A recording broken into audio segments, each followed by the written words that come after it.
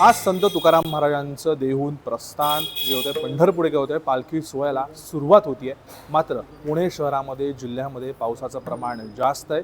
सरकारकडनं देखील आवाहन करण्यात आलेलं आहे की वारकऱ्यांनी देहू आणि आळंदीकडे न जाता पुण्यातूनच आपल्या इच्छितस्थळी अर्थात पंढरपूरकडे प्रवास करावा।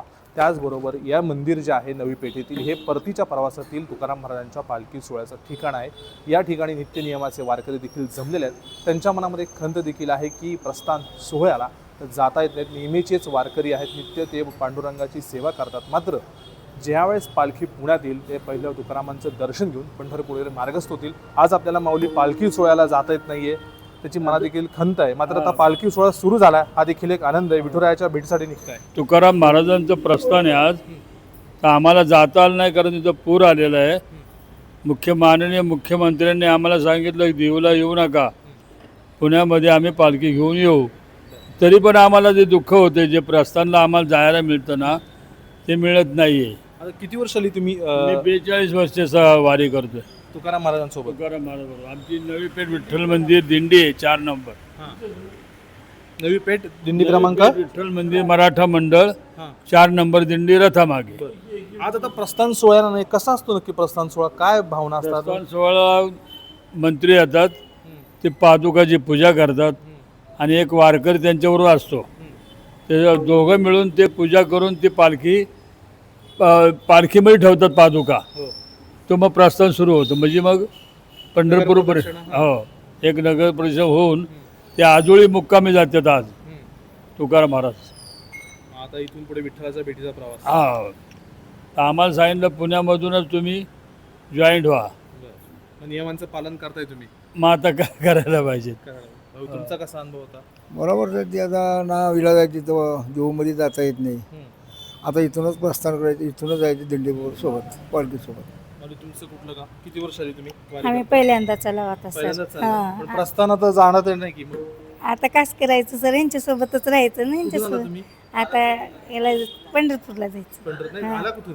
एकूण देऊन उंबरग्यापासून मग आता घरी कोण सगळं बघणार कसं? कोण नाही, मालक आणि एक मुलगी आहे।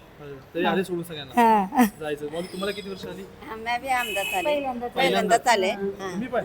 नाही, माझं दुसरी वेळेस 2 वर्ष झालं। पहिल्यांदा कसा होता? हा, छान होता, मस्त वाटलं, आनंद वाटलं। सुख सोहळा बघावा असं डोळ्यानं आणि आनंद घ्यावा। मग आता प्रस्थान सोहळ्याला जातोय। आता काय करावं, नाईलाज आहे, पाऊसच पडलेला आहे, देवाच्याच हातात आहे की आपल्या हातात काय आहे तो शेवटी। आम्हाला 14 वर्ष। 4 वर्ष? 4 वर्ष। आता पाऊस पडतोय, पाऊस पडतो, आता नाईलाजच आहे आपला, काय करणार? तुमचं किती वर्ष आली माऊली तुम्हाला? मला आता 10 वर्ष झाले। मी 4 नंबर दिंडीचा चोपदार आहे, विठ्ठल मंदिर नाही चोपदार आहे दिंडीचा। असं वाटलं की एवढे आता तिकडून जे झोंबानं येतात आनंदानं, अजून 2 महिने आहे असं, म्हणजे किती तारखेला आहे, वारी किती आहे, आजूबाजूचे समजे सोहळा किती आहे ते समजा विचारतात।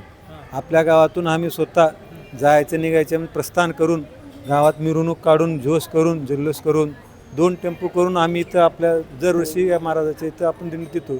नई पेठमध्ये आपली 4 नंबर दिंडी ह्याचं शोध। आता एवढं दुःख वाढतंय, काय सांगायचं आता, ते नाविलाज झाले ते असं। येतीलच की आता परवा पुण्यातच येत आहेत ना? पुण्यात येतं, पण सुरूपासून सोहळा असल्यामुळं आता तिच्या हातात आहे, माऊलीच्या हातात आहे, आपल्या हातात काय आहे? मला 18 वर्ष आले, फार आनंद वाटतोय, वेळ लागते। तुमचा कसा अनुभव माऊली? मी आता 22 वर्ष करतोय, गेली 2 वर्ष मी दिंडी प्रमुख म्हणून आहे। परंतु ह्या वर्षी पावसामुळे थैमान घातल्यामुळे तिकडे पूर आलेला आहे। पूर आल्यामुळे कोणालाच तिथं जाता येत नाही, तो आनंदही लुटता येत नाही। आम्हाला त्याचं अत्यंत दुःख होतंय। परंतु इथं विठ्ठल मंदिरात त्यांनी सांगितल्याप्रमाणे भजन बिजन करून इथून पुढं वारीमध्ये सामील होणार आहे। आता आम्हाला कोणतं भजन ऐकवताय माऊली वारकऱ्यांसाठी? तुकारामाचं ऐकवा, तुकारामांचं भजन ऐकवा।